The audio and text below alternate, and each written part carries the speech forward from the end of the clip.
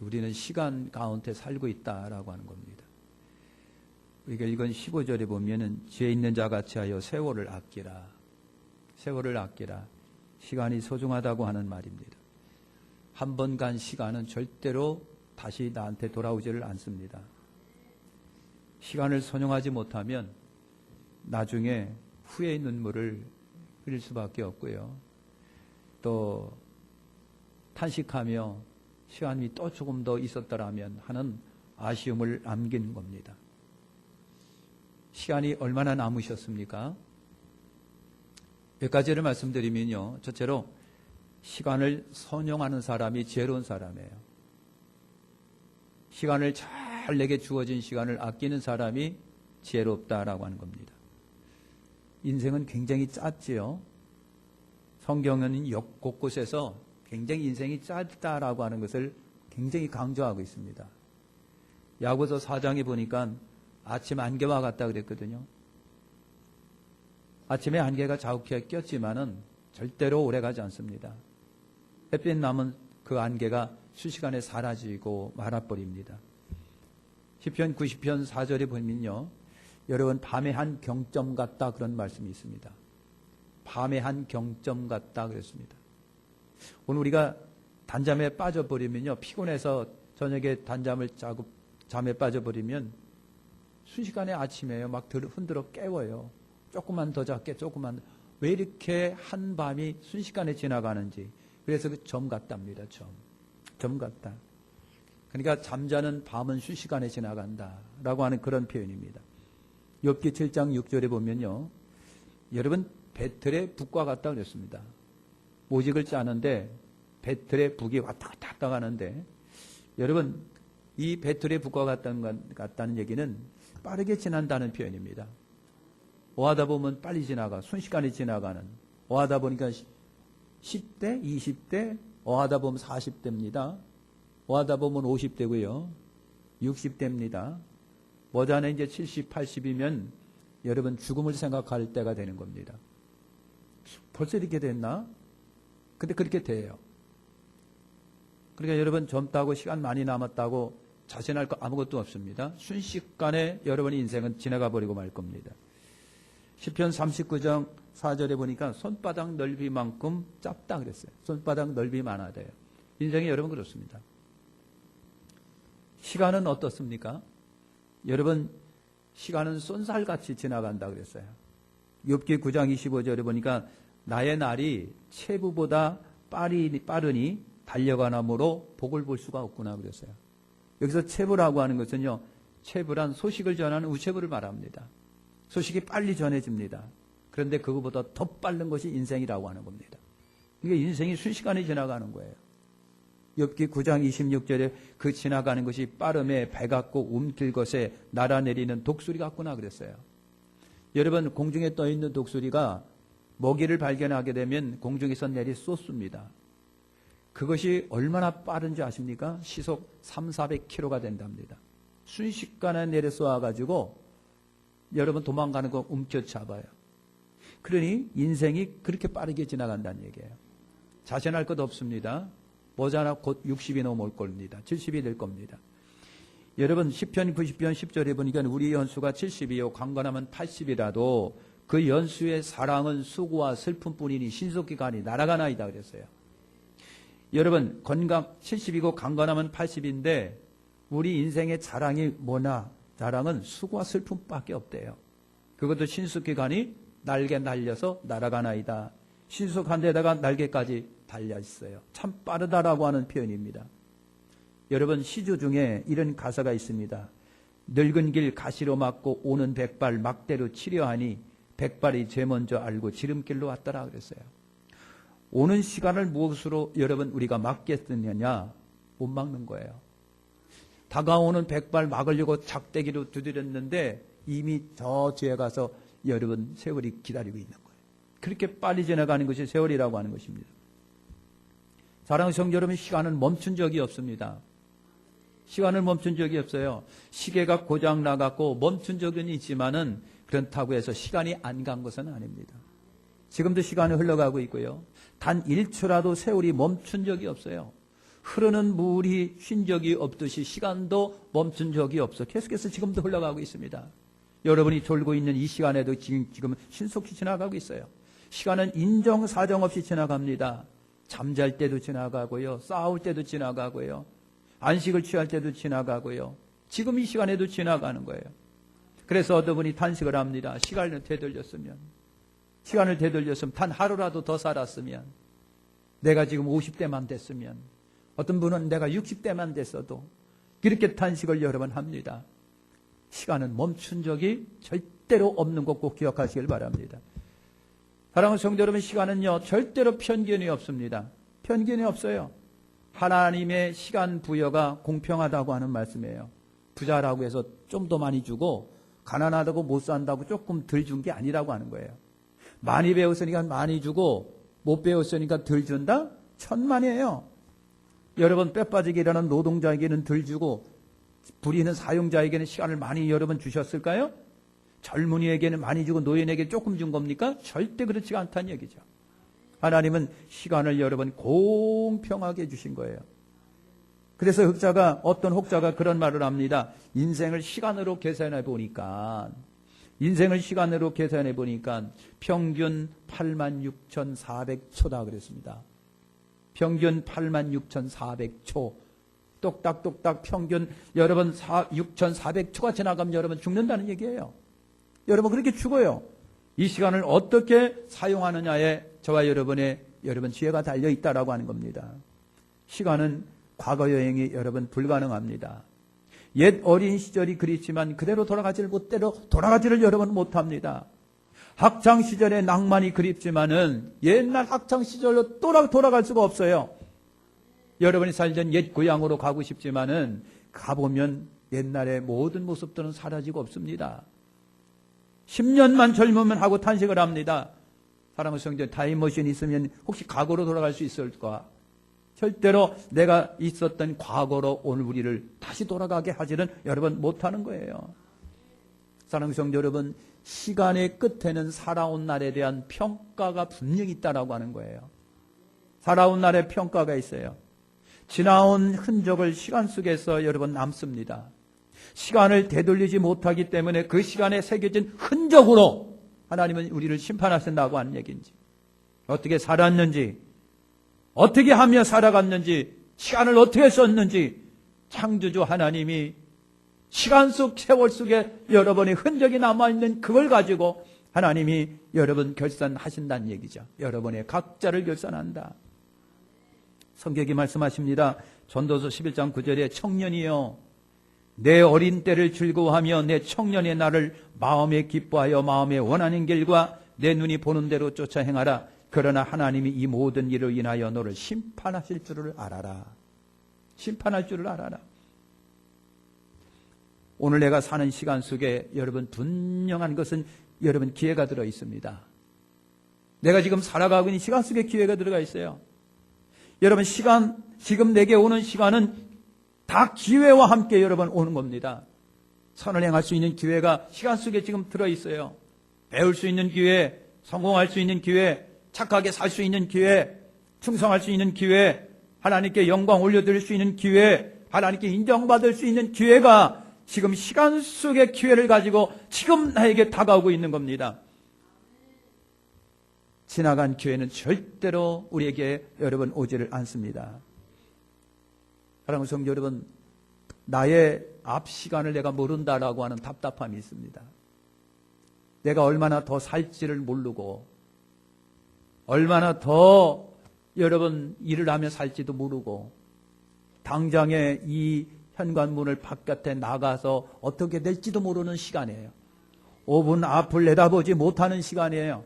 1년을 장담할 수 없고 2년도 장담할 수 없는, 그래서 시간은요 앞에 내가 얼마큼 남았는지 얼마나 내게 시간이 보장되어 있는지 그걸 모른다고 하는 거예요. 그게 모르는 거예요. 누가복음 12장에 보면 어리석은 부자 이야기가 나옵니다. 어리석은 부자예요. 부자인데 어리석어요. 못된 짓 해서가 어리석은 것이 아니라 말하는 것이 너무 어리석다라고 하는 거예요.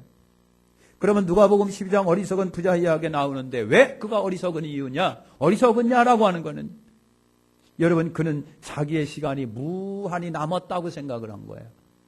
자기 시간이 무한히 남았다고 생각한 거예요. 그래가지고요, 교만과 자만에 빠지고 무한정 뭔가를 다 할 수 있다라고 생각했던 그 생각.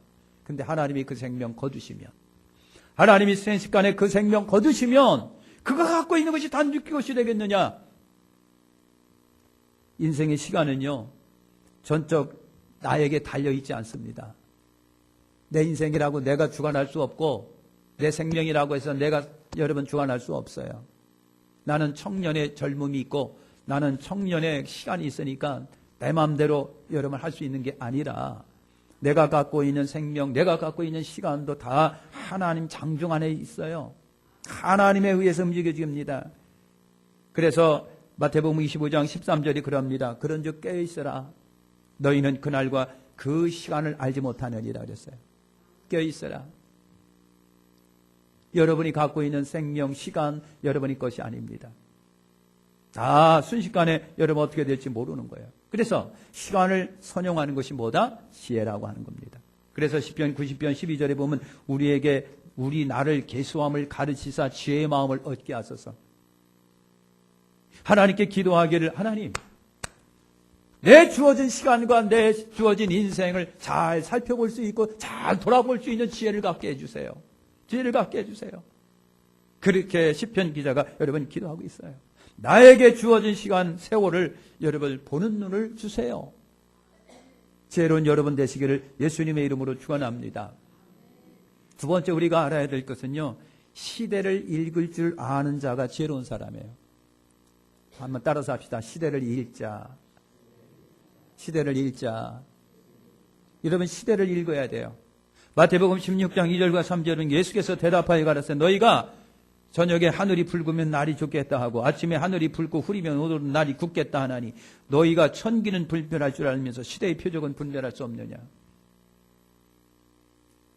바닷가의 어부들이 하늘을 쳐다보면서 구름 형태를 보고 바람이 부는 걸 보고 어이구 오늘 나가면 안 되겠네 그러고 오늘은 날씨 좋겠네 그럽니다. 동부가 씨를 뿌리면서 하늘을 쳐다보면서 오늘은 씨 뿌려도 되겠네 그럽니다. 여러분, 이렇게 사람이 천기는 불변할 줄 알면서 왜 시대를 못 읽느냐라고 하는 거예요. 왜 시대를 못 읽느냐? 당신이 살고 있는 시대를 왜 모르느냐라고 하는 겁니다. 적절한 때를 분간하여 안다. 이것이 지혜입니다. 내가 살고 있는 이 시대를, 내가 살고 있는 우리 시대를, 이 시대를 잘 판단하고 분별할 줄 아는 것이 지혜라고 하는 겁니다. 때를 직시해 본다는 것은 인생에게 굉장히 중요한 것이죠. 여러분, 지금은 어느 때일까? 16절에 보니까 때가 악하니라 그랬습니다. 때가 악하니라 그랬어요.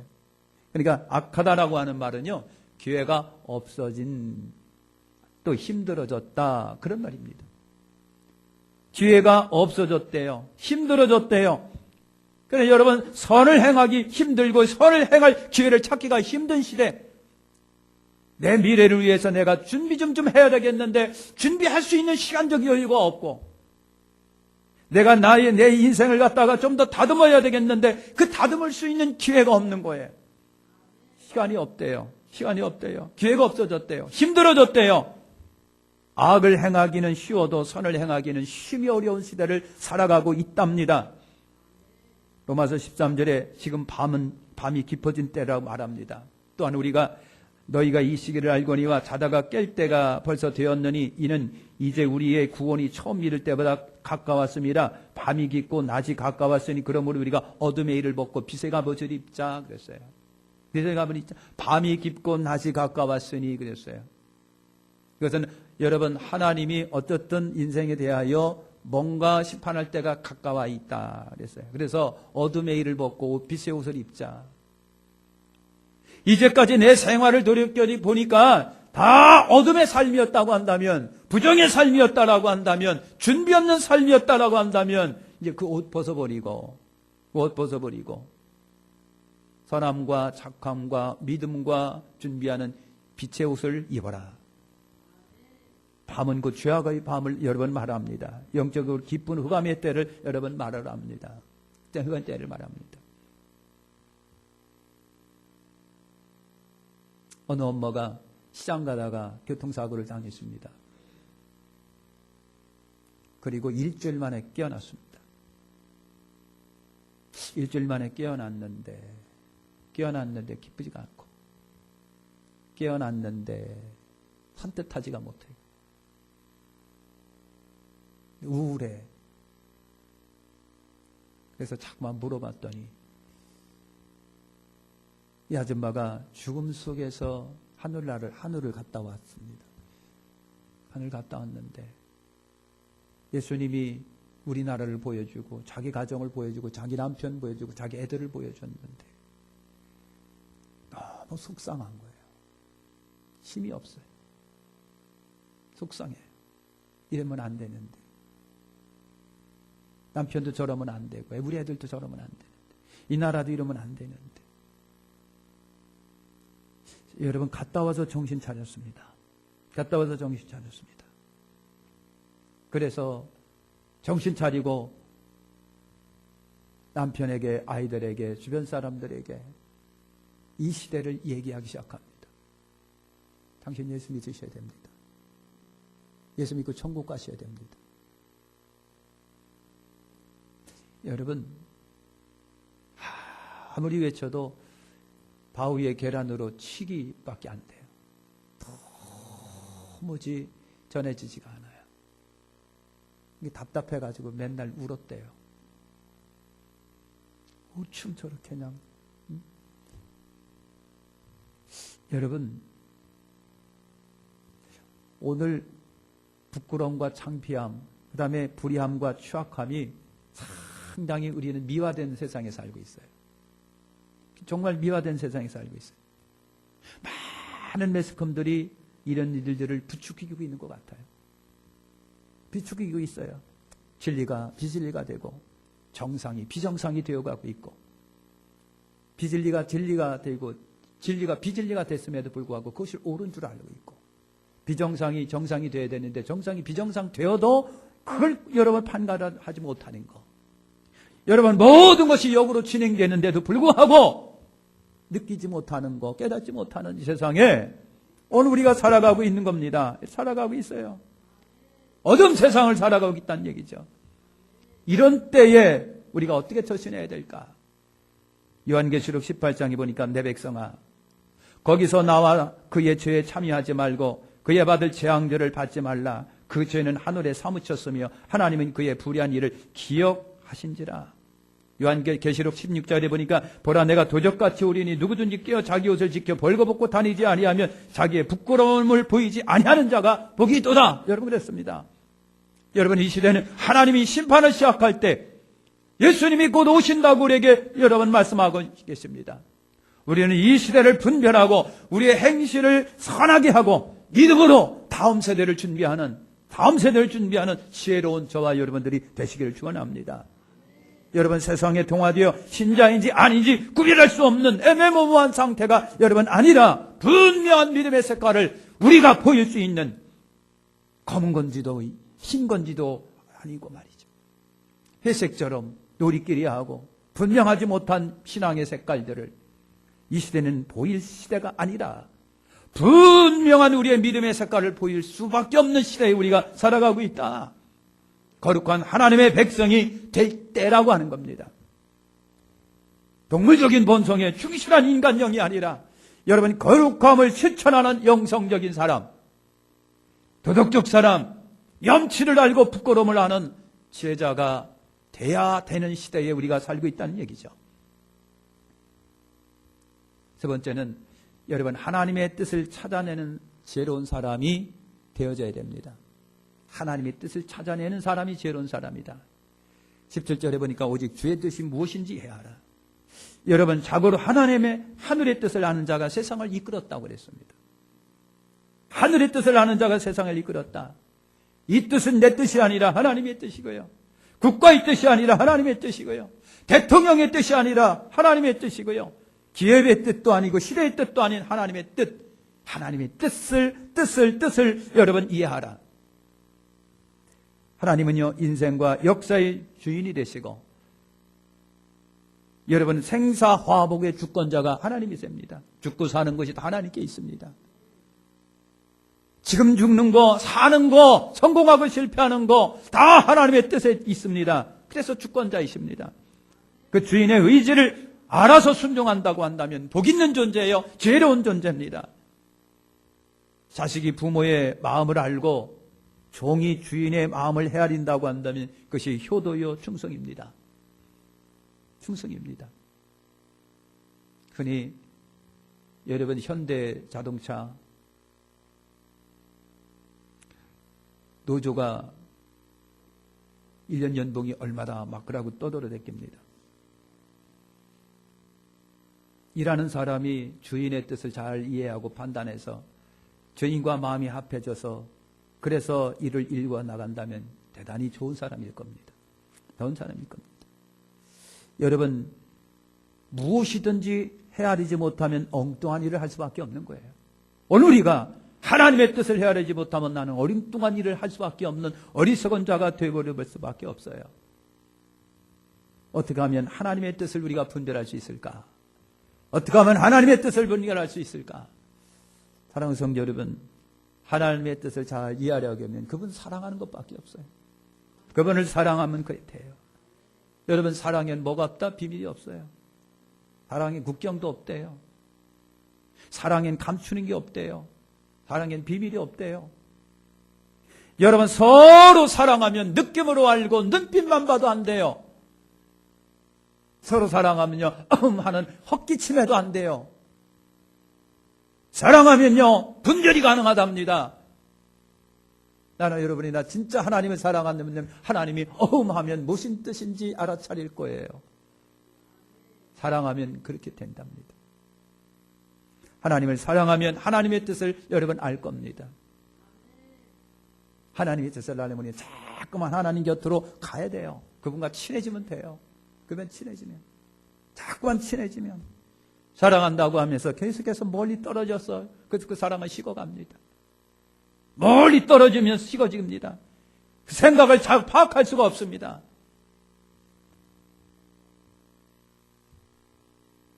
요즘에 유튜브 동영상 보면요 천재견 호야 보셨죠? 호야 수건 갖고 와 그러면 쫓아가서 수건 갖고 오고요. 호야 전화 왔네 핸드폰 갖고 와 그러면 쫓아가서 핸드폰을 갖고 오고요. 호야 이제 손님이 왔으니까 네 집에 들어가 있어 그러면 지 집에 쏙 들어가서 문을 탁 닫아버려요. 천재견이라 합니다. 천재견.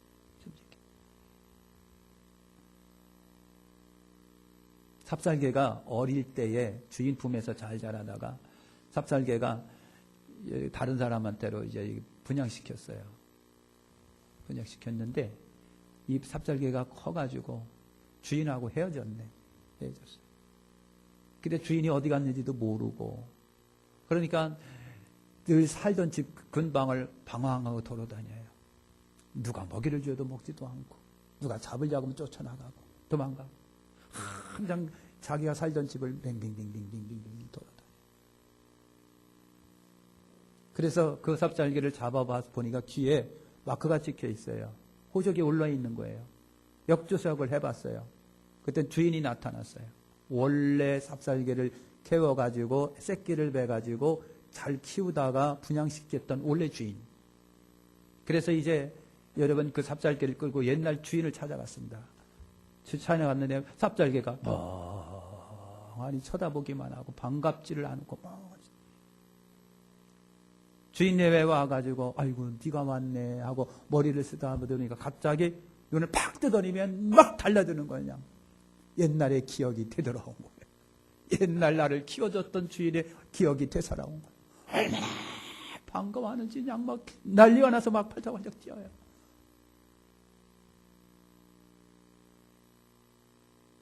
죄송합니다. 그래서 알지 못하고 느끼지 못하고 깨닫지 못하는 건 짐승만도 못한 거예요. 짐승 못한 거예요. 하나님의 은혜를 느끼거나 알지 못하고 깨닫지 못하면 진짜 짐승만도 못한 거예요. 사랑하는 성도 여러분, 말 못하는 짐승도 여러분 주인과 오랫동안 가까이 있으면 주인의 뜻을 이해하면 안답니다. 주인이 기뻐하는지 주인이 자기를 싫어하는 건지 다 안답니다. 바가는 소도 주인이 뜻을 알아서 저절로 자기가 움직여 나가는 거예요. 원앙소리 저 영화 보셨죠? 원앙 소리. 소의 목에 달랑달랑. 그 소리가 원앙 소리야, 달랑달랑. 소 주인도 늙고, 소도 늙고, 다 늙었어요. 소도 늙어가고 몇 발짝 가다가 쉬고, 이 주인도 몇 발짝 가다가 쉬고. 밭을 가는데 소가 힘이 붙여가지고 가다가 찔끔 쉬고, 할아버지도 하고 쉬고. 그런데도 불구하고 소는요, 자기 길을 가서 자기 밭을 갈고 밭을 다 갈아요. 여러분, 짐승도 그래요. 애완경도 주인의 마음을 읽고 주인의 화가 나면은 알아차리고요, 꼬랑지 내리는데 만물의 영장인 오늘 저와 여러분들이 창조주 하나님을 이해를 못하고 뜻을 헤아하지 못한다면 여러분 어떻게 되겠느냐고요. 우리가 하나님의 뜻을 수시로 알려면 그분을 사랑하고 그분과 친해지기를 바랍니다. 그분을 가까이 하자. 늘 말씀을 가까이 하고, 교회를 가까이 하고, 기도를 늘 가까이 하고, 죽도록 고생하고 책망받은 사람이 있습니다. 책망받은 사람이 있어요. 왜 그랬어요?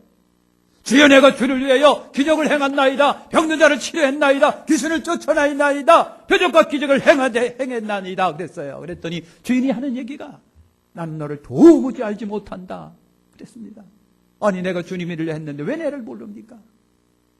주님의 뜻은 분명합니다. 네가 내 뜻대로 했느냐라고 하는 거예요. 오늘 하나님이 우리에게 시간이라고 하는 시간을 주셨어요. 정말 풍성한 시간들 주셨는데 그 시간을 과연 주님이 원하시는 뜻대로 네가 사용했느냐라고 하는 거예요. 여러분, 죽도록 고생하고 책망받을 사람들이 많고, 여러분 정말 바로 알지 못하게 충성 못하고, 오늘 저와 여러분이 주님의 뜻을 아시기를 축원합니다. 주님의 일을 하는 것도 중요하지만 하나님의 뜻을 아는 것은 더 중요하다. 로마서 12장 2절에 보니까 너희는 이 세대를 본받지 말고 오직 마음을 새롭게 함으로 변화를 받아 하나님의 선하시고 기뻐하시고 온전한 뜻이 무엇인지 분별하도록 하라. 지금 내가 하고 있는 일이, 지금 내가 가는 길이 하나님의 뜻과 반대 길인지, 삐딱한 길인지, 옳은 길인지 살펴보시기를 축원합니다. 여러분, 지혜 있는 자가 되어 시간을 선용하고 어리석은 자가 되지 말고 하나님의 뜻을 분별하는 현명하고 지혜로운 저와 여러분들이 되시길 예수님의 이름으로 축원합니다. 기도하겠습니다. 하나님 감사합니다.